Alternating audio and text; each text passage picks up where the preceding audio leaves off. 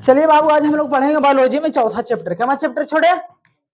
बोलिए। ये सबसे पहले हम पिछले क्लास में बता दिए थे कि उत्सर्जन क्या होता है, उत्सर्जी पदार्थ किसको बोलेंगे और उत्सर्जी अंग किसको बोलेंगे। तो उसके बाद अब हम लोग पढ़ना है किडनी के बारे में। किसके बारे में बाबू? तो यहाँ से क्वेश्चन देखिए पूछा जाता है। तो आइए सबसे पहले हम लोग इधर देखिए बाबू, किडनी जो होता है एक वयस्क मनुष्य में 2 किडनी होता है। कितना किडनी बाबू?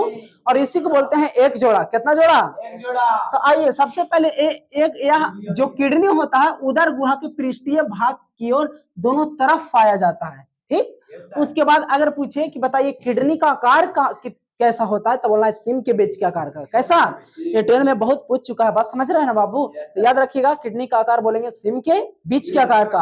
अगर ऑप्शन ना मिले तो मारना है काजू के आकार का। कुछ मारिएगा, याद रहेगा ना? तो बोलिए किडनी का आकार कैसा, तो बोलो सेम के बीच के आकार का। सेम के बीच के आकार का। उसके बाद याद रखिएगा इसका रंग होता है ठोस और तथा बाबू ये हल्का भूरे रंग का होता है। किडनी का रंग कैसा होता है? हल्का भूरे रंग का, ठोस रूप में पाया जाता है। उसके बाद याद रखिएगा वृक्क का बाहरी भाग जो होता है उतोदर होता है। कैसा? मतलब उथला हुआ। कैसा? और इसी को बोलते हैं इंग्लिश में कॉन्वेक्स। कुछ बोलिएगा इसको। अब एक होता है बाबू वृक्क का अंदर वाला भाग होता है अवतोदार, यानी कि मतलब बाबू जरा बोलते हैं अंदर वाला भाग धसा हुआ, जरा बोलते हैं हम लोग अवतल ना, तो वो होता है अवतोदार। कैसा होता है? और एक होता है बाबू वृक्क के अंदर शंकु की आकार का बहुत सारे संरचनाएं पाया जाता है, उसको हम लोग बोलते हैं पिरामिड शंकु। कुछ बनेगा।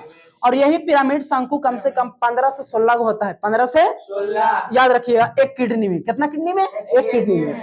उसके बाद याद रखिएगा किडनी का अध्ययन। यहाँ से क्वेश्चन पूछता है किडनी का अध्ययन। किडनी का अगर पूछे किडनी का अध्ययन क्या कहलाता है, नेफ्रोलॉजी। कुछ मारिएगा। अगर आपसे एक क्वेश्चन जरूर ये वाला लिख लीजिएगा बाबू कि किडनी अगर पूछे किडनी किडनी का ऊपर वाला आवरण, ऊपर वाला आवरण, ऊपरी आवरण जो होता है क्या चीज का बना होता है, तो आप लोग को मारना है पेरिटोनियम नामक झिल्ली। कुछ मारिएगा। तो यहाँ पे लिख देते हैं, आप लोग उतार लीजिएगा पेरिटोनियम। हाँ, पेरिटोनियम नामक झिल्ली। पेरिटोनियम नामक झिल्ली याद रहेगा ना? तो याद रखिएगा किडनी का अध्ययन करना बोलना है नेफ्रोलॉजी। कुछ बोलिएगा बाबू। अगर बोल रहा किडनी का ऊपर वाला जो आवरण होता है किस का बना होता है, तो बोलेंगे हम लोग पेरिटोनियम नामक झिल्ली के द्वारा। याद रहेगा। ये क्वेश्चन बाबू ये 10 में पूछा है, बहुत पूछता है। उसके बाद यहाँ से आप याद रखिएगा किडनी का अध्ययन ये पूछता है नेफ्रोलॉजी। कुछ ही और एक याद रखिएगा बाबू यहाँ से। उसके बाद यहाँ से एक ये पूछता है कि वृक्क का ऑब्जेक्टिव में कि हाँ इसका आकार, और ये वाला याद रखिएगा एक। और यहाँ पे आ जाइए, अगर पूछ दे किडनी का लंबाई कितना होता है, तो मानना है 10 सेंटीमीटर। कितना? किडनी की लंबाई कितना होता है? 10 सेंटीमीटर। उसके बाद कहे चौड़ाई कितना होता है, तो बोलना है 5 से 6 सेंटीमीटर। 5 से 6 सेंटीमीटर। उसके बाद इसकी मोटाई होता है 2.5 सेंटीमीटर से 4 सेंटीमीटर। 2.5 सेंटीमीटर से 4 सेंटीमीटर।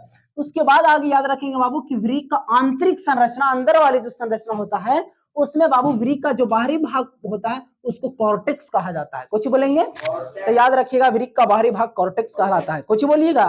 और वृक्क का अंदर वाला भाग को बोलते हैं मेडुला। कुछ बोलेंगे बाबू, याद रखिएगा। और वृक्क के संरचनात्मक एवं क्रियात्मक इकाई को नेफ्रॉन कहा जाता है, जो बहुत ज्यादा अभी भी ये 10 में पूछा है। बात समझ में आ रहा है ना?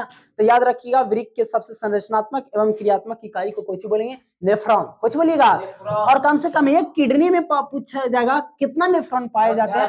10 लाख। कितना लाख बाबू? लगभग कितना लाख? 10 लाख। ये भी क्वेश्चन 10 में पूछा है। बात समझ में आ रहा है ना? तो इसको याद रखिएगा ताकि बेहतर नंबर आए, है ना छोटे। उसके बाद देखिए ये आपका एक किडनी का फिगर। किसका फिगर बाबू? हाँ ऐसा ही होता है। ये धमनी होता है और ये आपका सिरा। धमनी जो होता है ये शुद्ध रक्त का प्रवाह करता है। कौन रक्त? और सिरा जो होता है बाबू ये अशुद्ध रक्त का प्रवाह करता है। कौन रक्त का? जिसमें काकड़ा जैसे मूत्र के साथ यूरिया मिल जाएगा, उसको अल्ट्रा फिल्ट्रेशन होगा यहाँ। और उसके बाद यहाँ पे देखिए ये पिरामिड शंकु है जो बाबू प्रत्येक किडनी में होता है, और 15 से कैगो लगभग 16 को पाया जाता है। याद रहेगा। यानी किडनी में बाबू शंकु आकार की संरचना पाया जाता है, उसको पिरामिड शंकु बोलेंगे। और ये लगभग 15 से 16 को होता है, 15 से। और यहाँ से बाबू किडनी फिर से मूत्र जब अलग हो जाएगा, यूरिया और मूत्र अगर मिल जाएगा उसको फिल्ट्रेशन करके, अगर अलग करने के बाद, अल्ट्रा फिल्ट्रेशन करने के बाद जब मूत्र बनेगा तो यही है, इसरा बोलते हैं हम लोग मूत्राशय। कुछ बोलेंगे?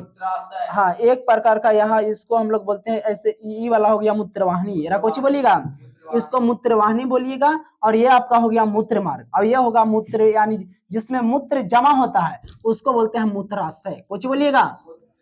ये आपका मूत्रवाहिनी, इससे मूत्र आएगा और ये किडनी से आएगा ए में मूत्र, और इसमें पूरा मूत्र एकदम पूरा जमा हो जाएगा। बस समझ में आ रहा? और जब पूरा जमा हो जाएगा तो आपको एकदम बड़ी जोड़ लगेगा। बस समझ में आ रहा है ना?